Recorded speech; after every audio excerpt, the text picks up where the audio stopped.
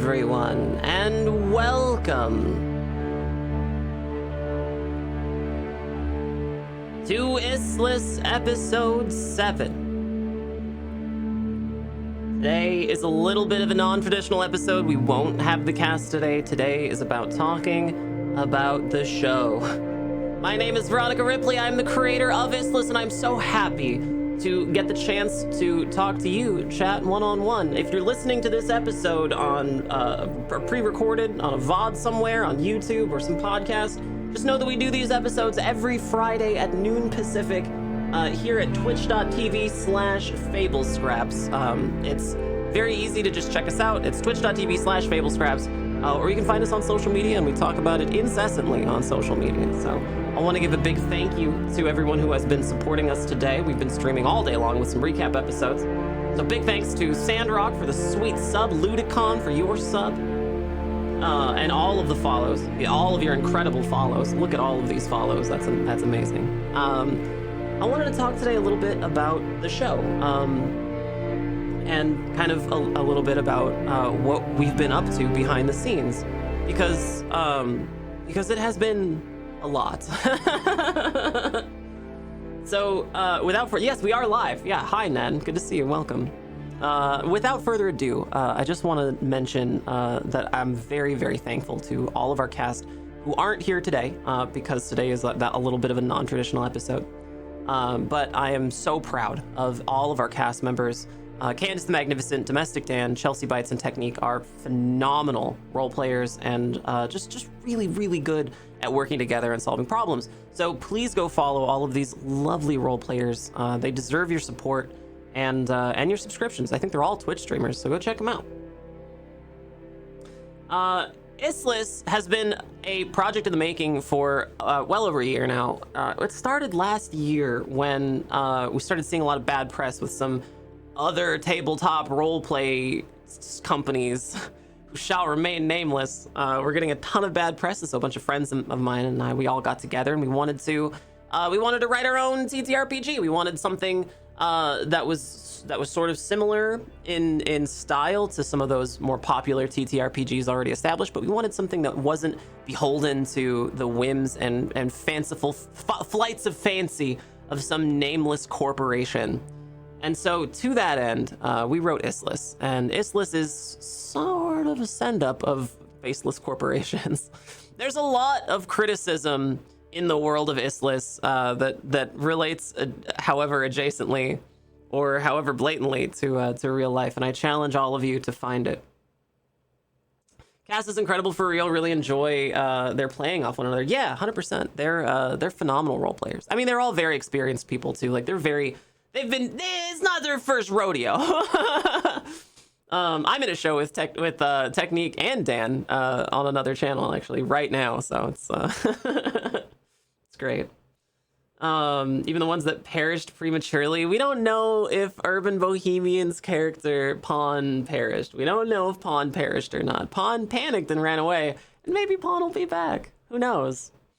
One of the things I wanted to talk about today is that this is not going to matter as much to the vodcats out there, but right now, this very weekend is PAX West. So I, Veronica Ripley, will be out at PAX West this weekend running games of Issliss in real life. So if you would like to play Issliss with me at PAX, just sign up for those sessions, and I'll be there for 2 days. I'll be there Saturday and Sunday running Issliss in person, live.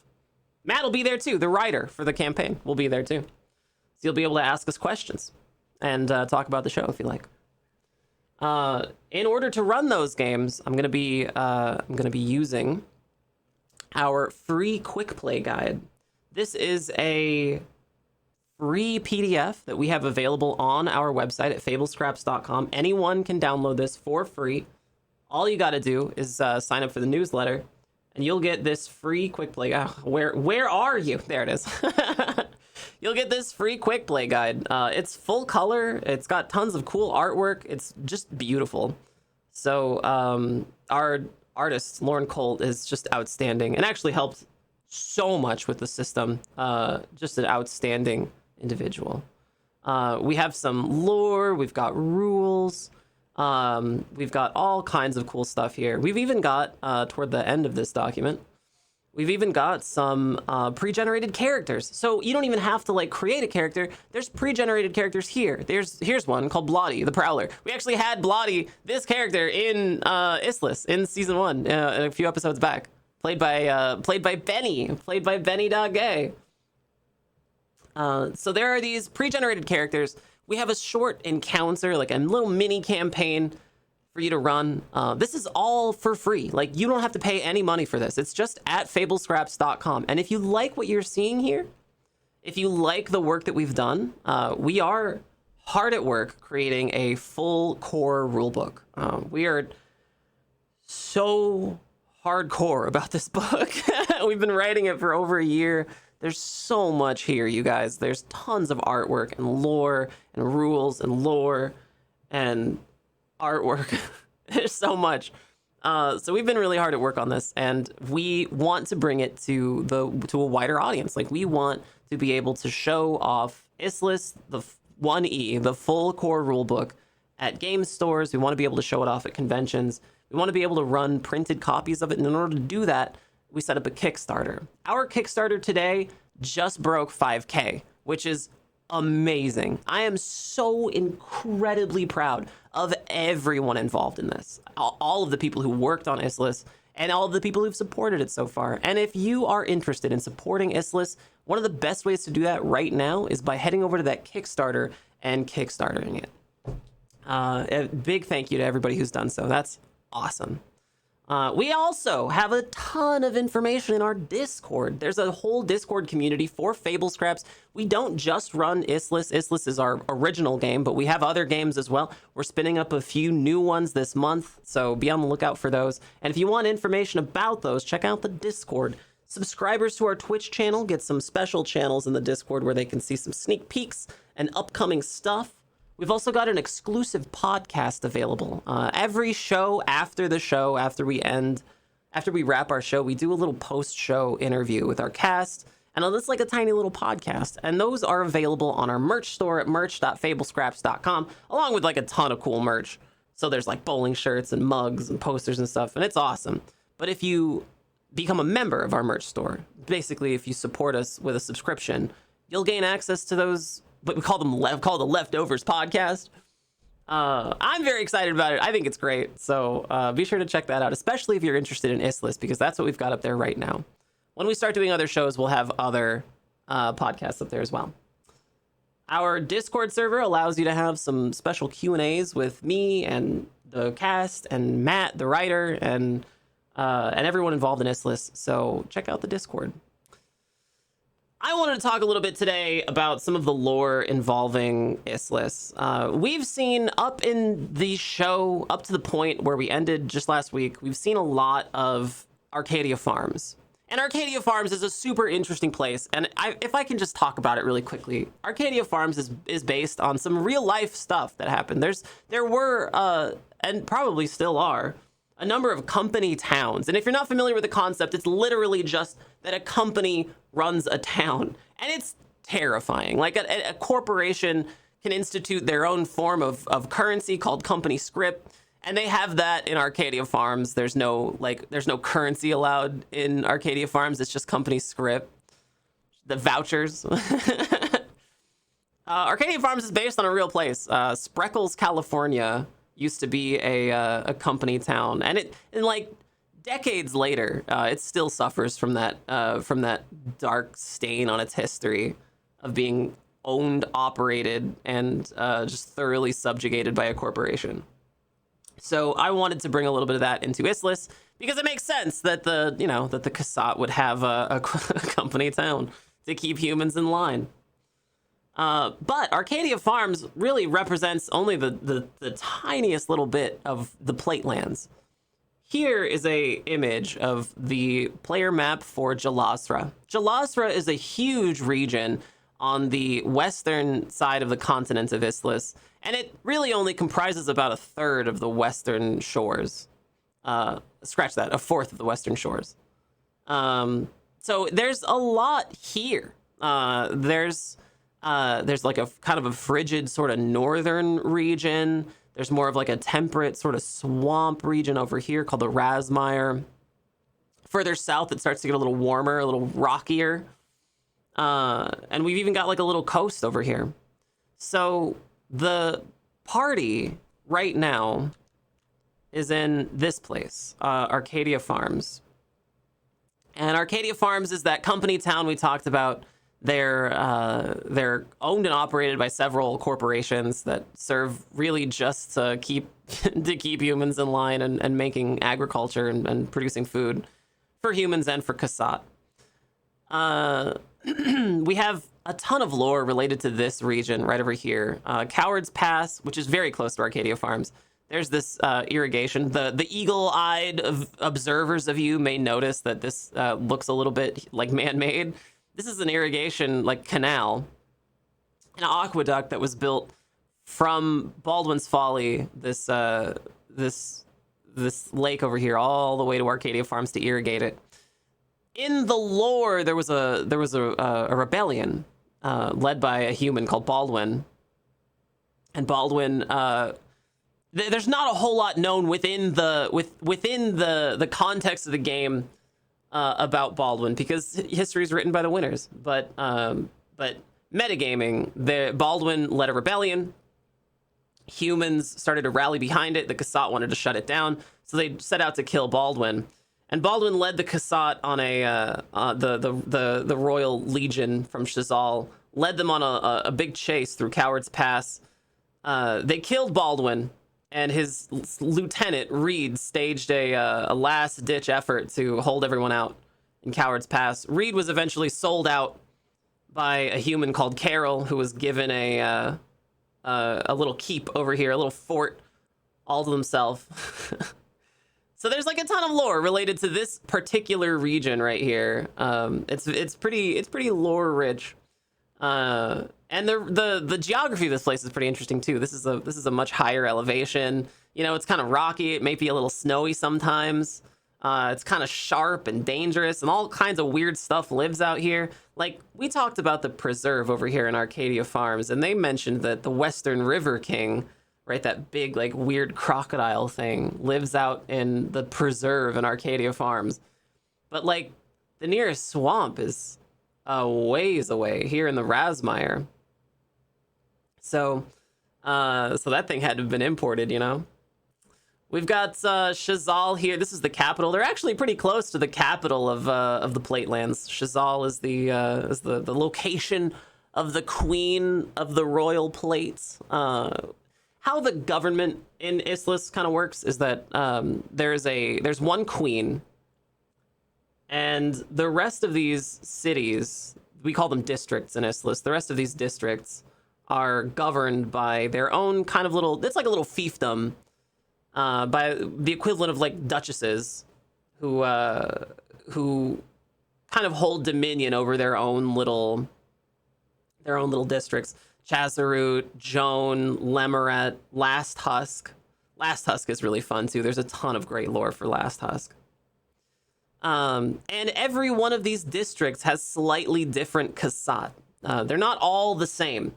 For instance, the Kasat from Shazal are much beefier. They're like stronger. They're more like precise. Like they evolved specifically to subjugate. Like they're like the biologically perfect organism to subjugate other species of Kasat.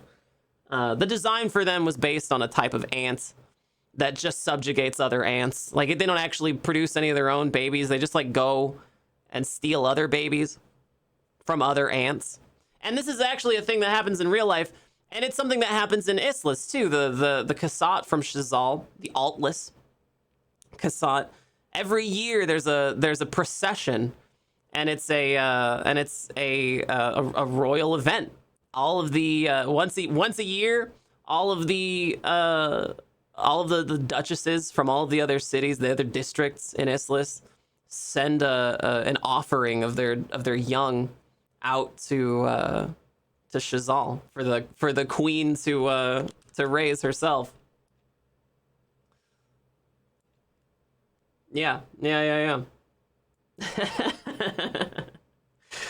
So because all of the different districts are like a little bit different, some of them end up with Kasat that are like highly specialized. So the Kasat that are from Shazal, that are from the capital, are specialized at, you know, at like subjugating other Kasat. But the Kasat from a place like Lemeret are thoroughly different. The Kasat who own and operate this massive university city, this industrial mad scientist steampunk style city, are kind of looked on by other Kasat as like dreamers or like intellectuals.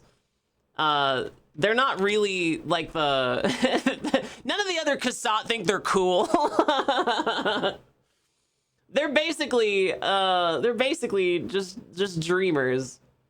We have a whole lot of stuff written about these guys, and I think they're very fun. So all the Kasat from Lemeret are basically scholars. Like they're responsible for medical advancements and scientific discoveries. They test out technologies in Lemeret before they end up in the capital of Shazal. Lemeret was the first city to start utilizing subterranean like sewers. The Kasat from Lemeret are just like a little bit thinner, like a little more spindly, like a little more like I don't know how I would like describe the look of them, but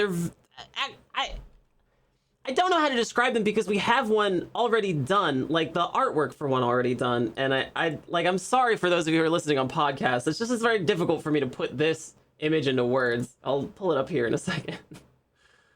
I guess if I had to describe it, I would just say it's kind of the worst. Very wiry, very serpentine, very spindly.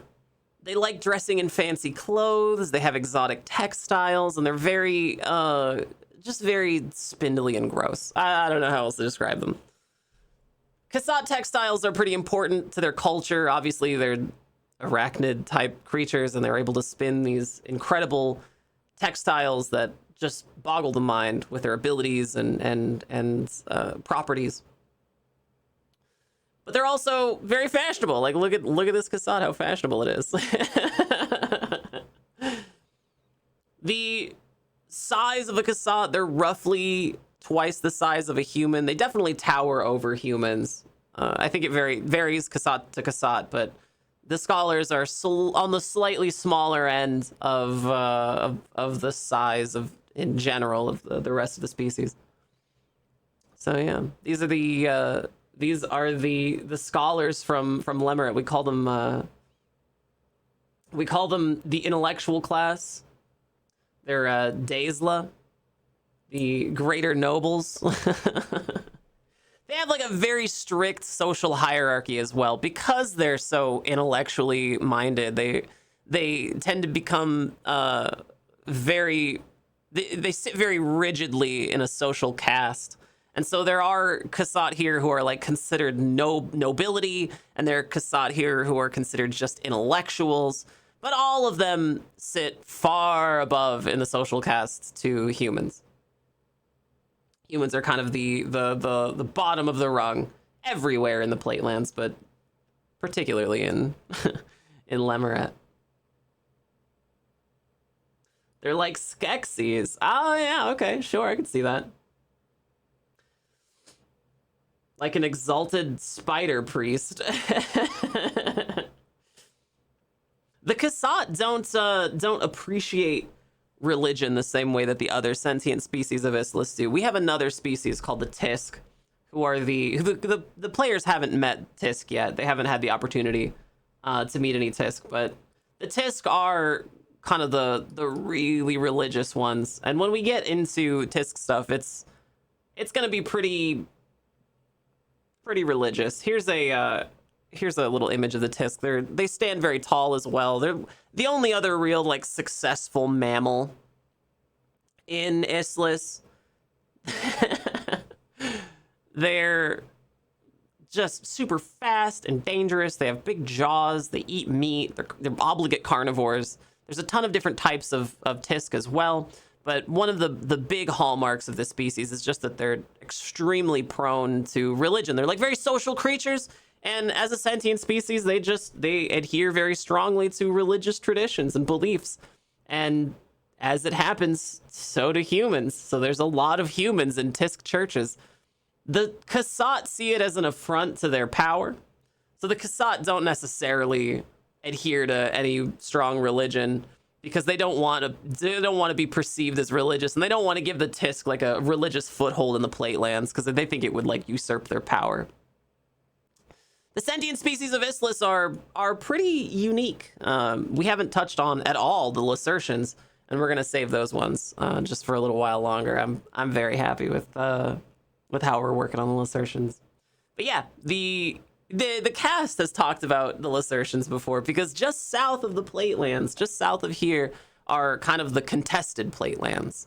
There's a land just south of Jalazra that's the Kasat only hold it in name only. The Kasat want desperately to exert control over the land south of here, and they're contested at the moment. The Lacertian holds are not like a super strongly like tight knit group. They're mostly how would you describe this? They're mostly independent of each other, and so there can vary quite a bit between like the cultural norms of like one Lacertian hold to another. But generally speaking, they're extremely brutal and hate the Kasat. So some humans get conscripted, like Pipit's character, Chelsea Bice's character, was conscripted by the Kasat and sent down into the south. And the Kasat don't actually show any images to humans of the Lacertians because it's believed if they showed humans like what the Lacertians look like, they wouldn't want to go. So the Lacertians are terrifying, and I love it. But the Kasat in the Platelands have a completely unique look based on whatever city they're from. So we've talked a little bit about Lemeret and Shasal.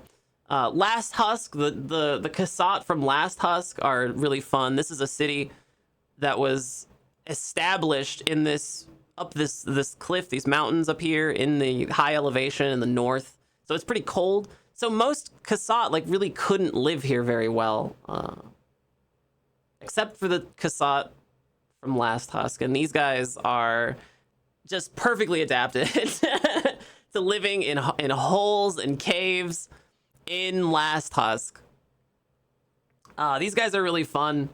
Their city of Last Husk was established purely as a staging ground for hunts, where the Kasat would venture into the Tarkotlis forest to the east, out here in the Tarkotlis. It's not on this map. It's just over this mountain range, over the Dursta Mountains. There's a massive forest where the Tisk call home. And every year the Kasat would send huge numbers of soldiers out into the Tarkotlis forest and capture as many Tisk as they could alive and drag them back to the Platelands and bring them to Last Husk. Because it's a little colder up here, they could preserve the bodies in the cocoons just like a little bit longer. And so they've figured out how to like ferment Tisk and survive out here in Last Husk. And that's these guys. So I'm very pleased with Last Husk and the Kasat who live there. They're really fun. Hi everyone, my name is Nicotine. I'm the creator of Issliss, and I'm very happy to have you here. I also help run the Fable Scraps Twitch channel and our Discord. If you have not yet done so, be sure to join our Discord because we have tons of people in there who are all excited about TTRPGs and excited about Issliss shows, or excuse me, Fable Scraps shows like Issliss, and some of our other shows too. So come on down, check it out. It's fablescraps.com/Discord, and you can be a part of our sweet little community. We have fan art and all kinds of cool stuff. Subscribers to our Twitch channel get special sneak peeks of our upcoming content there at the Discord. And if you're interested in content, check out our merch store, because you can become a member of our merch store for a small monthly fee. You can get access to exclusive Fable Scraps content like our Leftovers podcast, which we film after every episode, where we give a little commentary, a little flavor to all the things we've done that day. So check it out at merch.fablescraps.com, and check out our Discord at fablescraps.com/Discord. I want also to talk about our Kickstarter. I know I've brought it up a couple of times, and I'm really proud of everybody who's taken the big step of supporting an independent creator on Kickstarter. I know that everybody is just like, oh, I'm a small indie creator and I got a thing, but like I'm so happy that so many of you have taken that step and supported us. That makes me just all warm and fuzzy inside. About as fuzzy as the cassette from Last Husk. Look at how adorable. Look at how adorable. They got all this little fur. They even got like a little hairstyle. Yeah, Pipit's character was like very clearly traumatized by the Lacertian engagements. They're very explicitly not a war. Like, they're not at war, because if they admit that they're at war, then they don't have this very tense diplomatic standing with each other, right? The Lacertians and the Cassat and the Tisk, they all have some level of diplomatic understanding. Like, there's embassies in all of the big cities, related to each other, so that they don't go to war again. Because if they go to war, they might lose to humans again. The human invasion 1,000 years ago was really a big uniting force for the sentient species of Issliss. That one singular event caused the sentient species of Issliss to band together and subjugate humanity all together. The Tisk sort of suffered the most. The beachhead for the human invasion was at their old capital called Issliss. So there is a section of the Issliss continent that you've maybe seen in the intro video where it's just off limits. There was a cataclysmic event that happened that sort of signaled the end of the human invasion and the end of the war, and the beginning of humanity's subjugation at the hands of the sentient species of Issliss. So the northeastern side of the continent is just kind of like off limits. We've discussed exactly in what way it would be off limits, and without giving too much away, what I want to say is that it's still there. You could see it with telescopes and magnifying magnifying lenses and optics. Like, you can see it. It's still over there. But the closer you get to it, the more terrified you become, and the more wild your thoughts become. And if you get so far as to get lost inside, it's impossible to ever find you again. So there are things living out there, and there are creatures, but anytime someone sentient tries to get near it, they very rarely ever come back. The Tisk see this as an admittance of sin.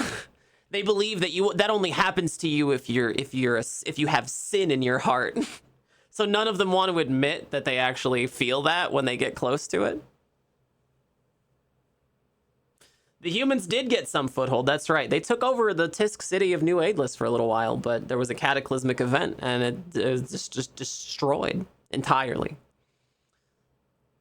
New Issliss is thriving, however. The Tisk are very proud to relate that New Issliss is thriving. It's a beautiful tourism destination in the middle of the Tarkotlis forest, high in the treetops. It's gorgeous. The best city. Much better than any Cassat or Lacertian city. So the Cassat from Lemoret are kind of the intellectuals. The Cassat from Last Husk are kind of the sort of frozen, frigid, northern taskmaster type of Cassat. The Kasat from the capital are kind of the soldier class, right? The Altless. The Altless play a pretty big role in the lore, given that the majority of the Kasat fighting force come from Shazal. Because they're so adapted to combat, the Altless have a pretty big place in Issliss lore.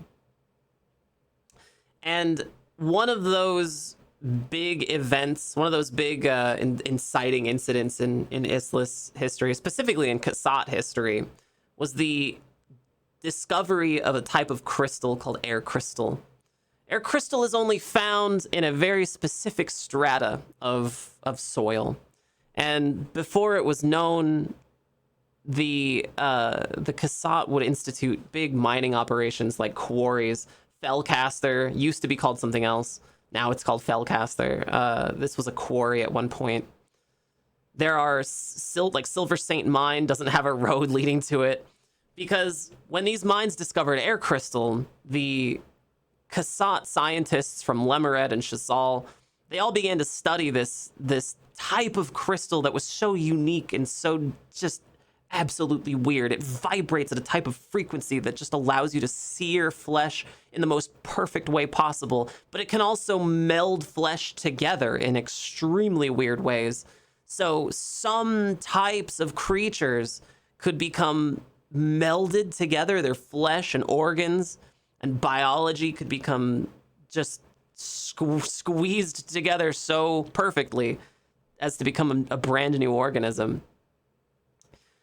When the mines were being taken over by the intellectuals from Lemuret and Shazal, there slowly began to become these to come out these reports of some kind of dangerous plague. The plague was something that affected the mines first, and communities like Reed's Redoubt and Silver Saint and Marigold and Fellcaster all immediately started becoming overwhelmed by this awful plague called the Felnir Plague. And it's a type of fungus that exists at the very same strata as this type of crystal. And the fungus appeals to the mind in a very particular way. The name Felnir Plague in ancient Iss means puppet disease. And a puppet disease it is. The minds of the hosts become mere puppets to the whims and desires of this unknown organism that organizes all of the hosts to whatever flights of fancy it desires. And what it desires most is to spread. One of the ways that the Kasat would try to mitigate this infestation, this plague, was to firebomb whatever city it was discovered in. So cities like Riverbow and Plumcrest and Marigold all got firebombed by the Kasat, and most of the human workforce in the Platelands was decimated because of this. And during this time, Baldwin Tau, the human rebel, began to lead that big human rebellion. It was the darkest time, according to the royal scholars. It was the darkest time in Kasat history. Humans were rebelling. They were leading massive rebellions. There was the Felnir Plague to worry about, and the hold that the Kasat held over humanity was beginning to slip. So once the Kasat put an end to mining and put an end to human rebellions and instituted currency and killed Baldwin and got Reed under royal control, the golden era of design and invention began. So technologies like sewers, technologies like the harvesting of effluvium and the production of like small effluvium motors, the Queen song, were all developed in this golden age, which is just prior to the player's current time. Really recently in history, the spires were developed and built. these massive spires connect some of the big towns, the big cities, the big districts, right? In Issliss, like from the capital to Lemeret. This white line represents a high tensile webbing that goes between Chasal and Lemeret, for instance, or Chasal and Woodhold. And what it does is it connects directly to the royal chambers in Chasal so that the queen can tap out demands and requests and whatever orders the queen has directly. But also it allows everyone else along this line to communicate in what's essentially Morse code, basically. It's instantaneous communication. So human beings now have access to what amount to like Morse code. It's kind of that level of technology where one of the reasons to stick with the Cassade is just that like now we have Morse code. Like now we can send messages to one another, and we have protection from the Lacertians, and we have protection from the Tisk, and we have jobs and currency now. Why would we want to rebel?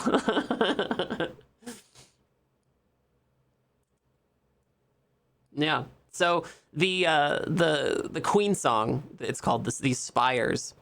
The Queen song is so high tensile and so vast with this special cassette filament that sometimes birds will like try to land on it and it'll just like vibrate them in half.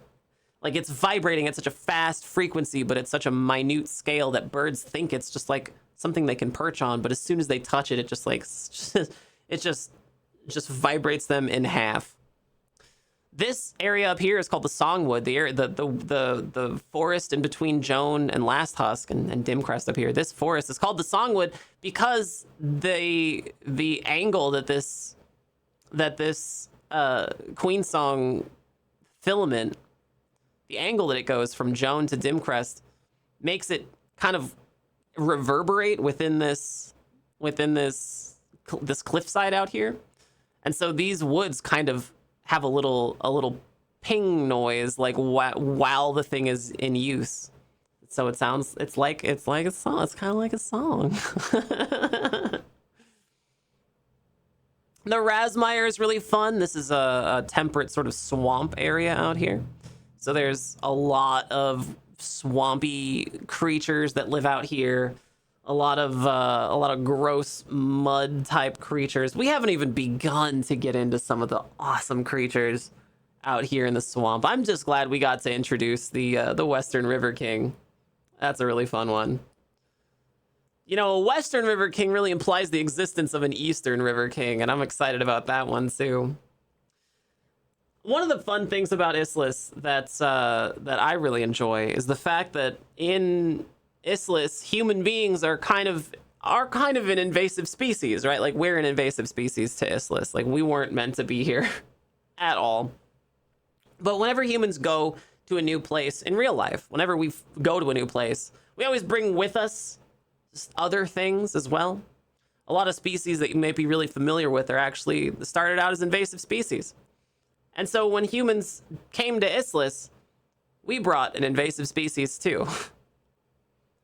We brought rabbits. And the types of rabbits that you'll find in Issliss are awful. Rabbits are the one type of mammal that can really survive in Issliss on its own, because even though it gets eaten all the time, they reproduce faster than things can kill them off. And so rabbits have like a horrible little foothold in Issliss. But the other thing about rabbits is that a lot of them are subterranean. And what else is subterranean other than this weird crystal called air crystal? And so a lot of rabbits are just a little bit different. They're just like a little weird. And so over time, there have just been a ton of these branches of rabbit evolution sped along by exposure, maybe, to this air crystal. And the types of rabbits in Issliss now are just the worst. We have tons of rabbits. You guys got to meet the rascals, which are like the most basic baby rabbit. But one of the best parts about having tons of awful rabbits that are evolved to be predators, rabbits that are evolved to be aquatic, rabbits that are evolved to be like dangerous in other awful ways. One of the types of rabbits in Issliss that's really common in this world is it's something we're going to talk about when we talk about Lemoret. So Lemoret is this university city, right? These aren't the actual names of the district. This was just placeholder names, but this is kind of the general layout of Lemoret. And one of the features of Lemoret is that it was the first city to introduce things like underground sewers, and one of the first cities to start experimenting with air crystal. But it was also one of the first cities to develop the process to refine effluvium. So in Issliss, there aren't any guns. There's no guns in Issliss. It's very difficult to maintain like a high-powered explosion. It's very difficult to get things to explode in Issliss. Like, it's possible to have a low-burning flame for a while and to heat things, but it's very difficult to get like a big explosion, big combustible explosion. And so that means that motors, as we're used to them, are very difficult for the people of Issliss to use, because there's no way to make that explosion happen. However, with a type of resource that has a very low boiling point, and a type of resource that is very volatile already, and with a type of resource that is like a very compressible fluid, with all of this power packed into it, with this very low boiling point that can just burn forever, the citizens of Lemoret are able to enjoy things like gas-powered devices or special types of effluvium motors. Some people even speculate that Lemoret scientists are experimenting with galvanics because of their research into effluvium. And effluvium is a type of resource that is refined in a very particular process, meticulous and sort of dangerous. But one of the big commentaries I wanted to make with this was that back at the turn of the century, we used to have to harvest like whales for whale oil, right? For whale blubber. We'd have to go out and kill a bunch of whales. Like, what kinds of things do you think like Issliss people could, because they can't go out onto the ocean, it's illegal. So there's no slaughtering some kind of big ocean creature. Instead of that, there are ranches for a specific type of rabbit. And these rabbits are grown in factories and sent to the effluvium works, and the process begins. These specially bred rabbits are massive creatures, huge hulking rabbits, and they hop all along up to the effluvium works, onto the auction pads and into the transfer bins and off to the juicers. And there's specialized machines that like separate the rabbit goo from the from the fur and the skin. And they process this specialized rabbit goo into effluvium. And effluvium is the thing that powers like all the things that you see pliers use, like all of the special like gas guns and stuff that you see pliers wielding, like the medical devices, like the blow dart or whatever, the gas guns and stuff. A lot of the biologist stuff too is powered with effluvium. And so if you ever have to refill it, you got to go to the effluvium works to go refill your stuff. I love Lemoret, and I love one of the things I think I love most about Issliss is the opportunity for commentary. Issliss is a messed up world, but there's a lot of parallels, and I want players to come to those on their own. So I'm very reticent to talk about those parallels, but I do like pointing out my favorites, and that's one of them.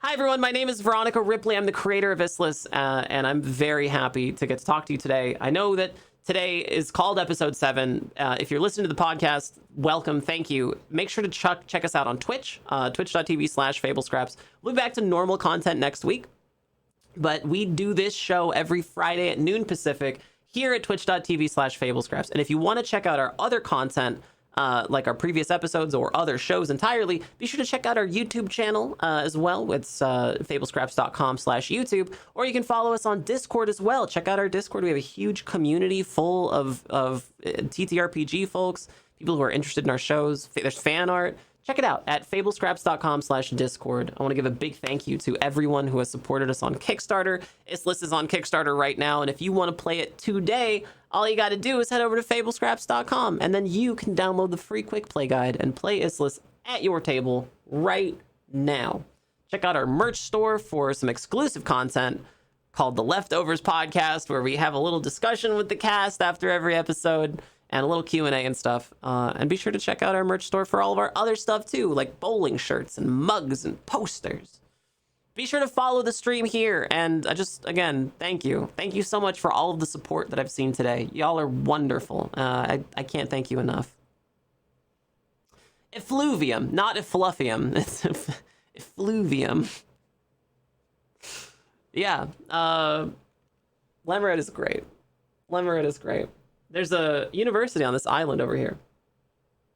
This is like the university island, and there's a bridge that runs from the mainland into this island. This is a big lake right here.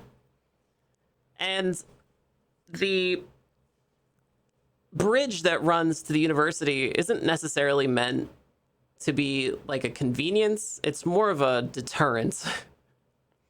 The bridge is meant to be able to be demolished should something go terribly wrong. There's also a district down here called the Fleshworks, which is like the meat packing district. So we've got a nice little Fleshworks down here. A cultural center. We have a government embassies over here. There's some embassies for the Tisk and the Lacertians and the Kasat. All have embassies right here. There's a Queen Song. This is the spire right here. There's like a big spire. There's an arena for games. The games of the continent of Issliss. All the sentient species send their greatest human champions every so often to go compete in these games. One of the things that brings the sentient species together. Who doesn't love game night?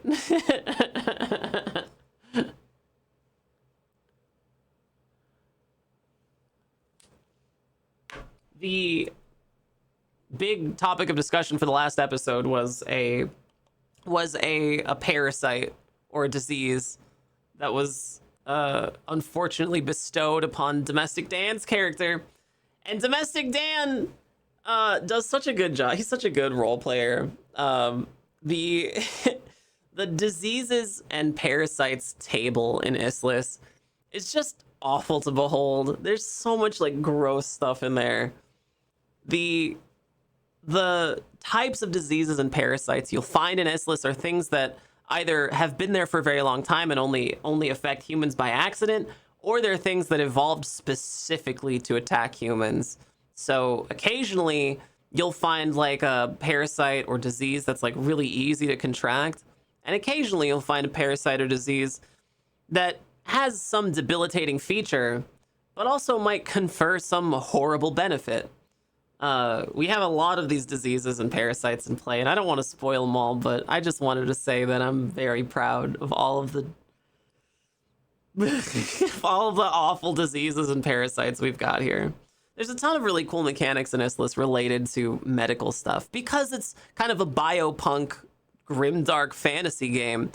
So let me just explain, because I've been asked this question lots of times. What does biopunk mean in the context of Issliss?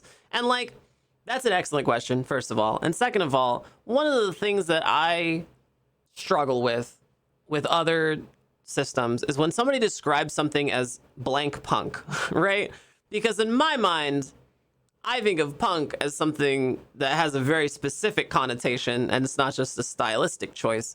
And so when I use the term biopunk in Issliss, like, yes, the technology is biological in nature, but also you play as an enemy of the state. So there's absolutely a punk element to Issliss, and I want that to be reiterated and reinforced as often as possible.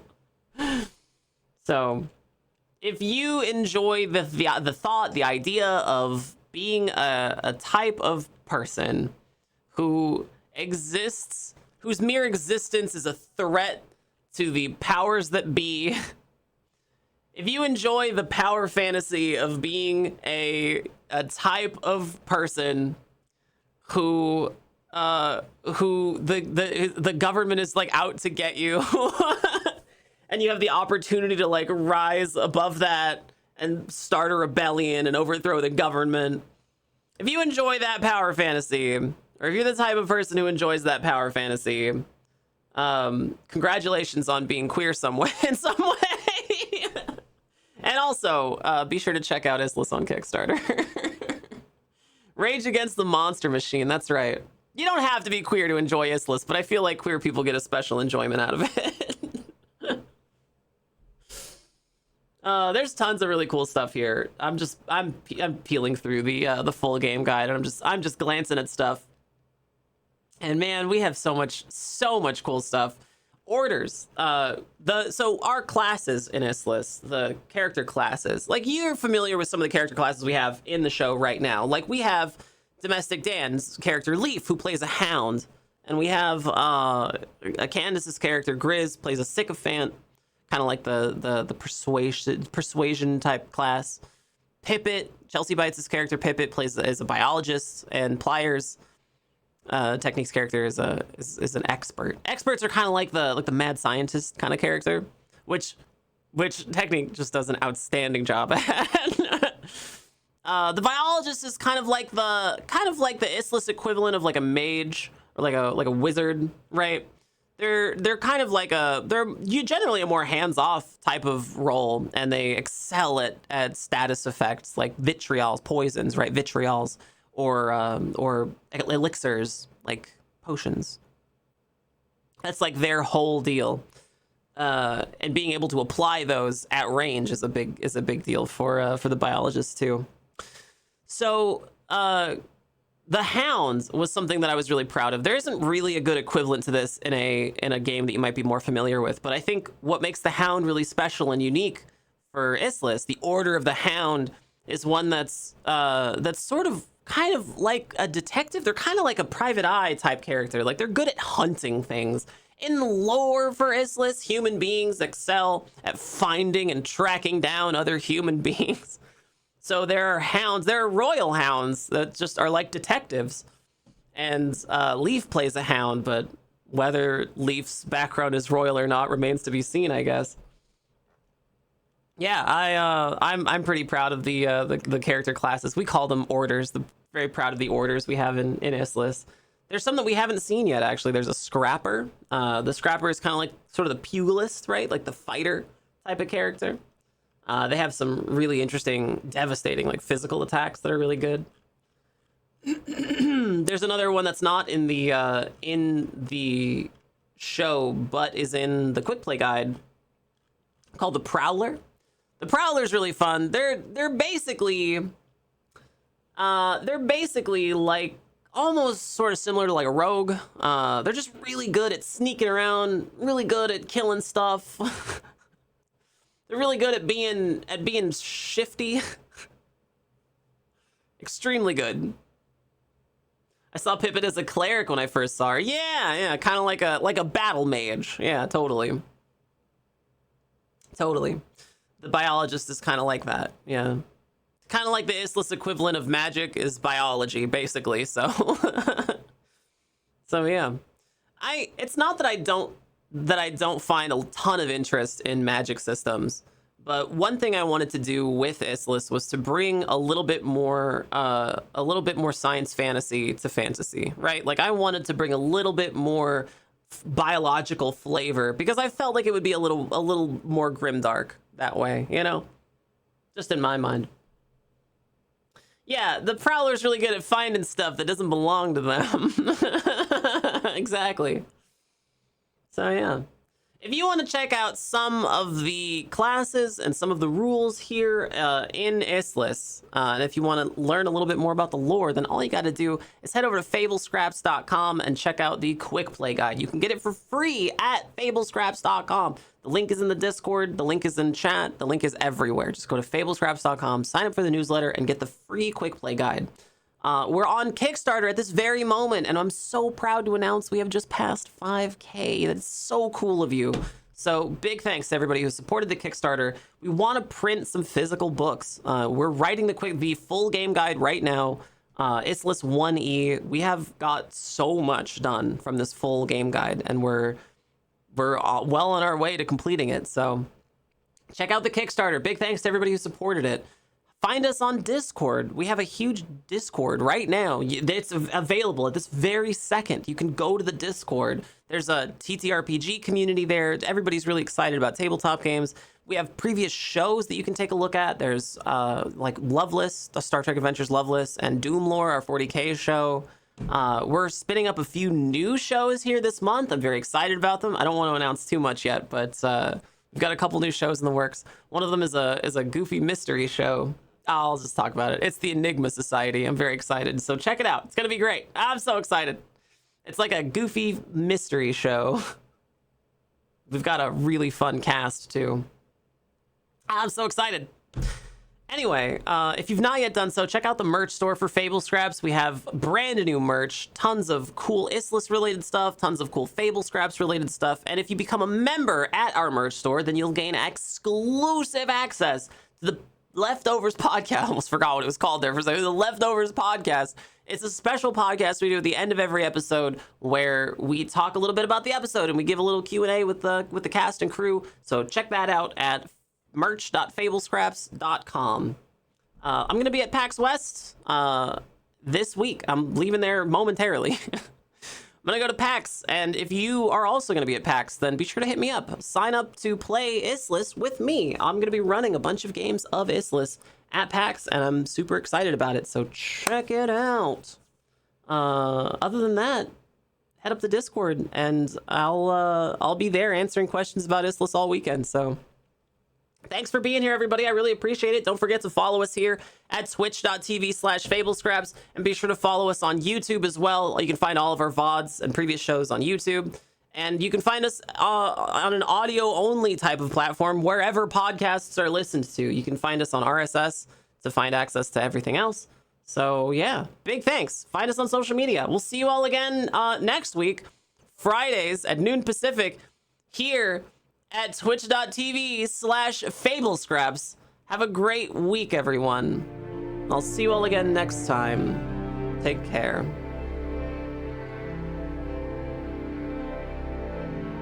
Oh no. There it is. Bye, everyone.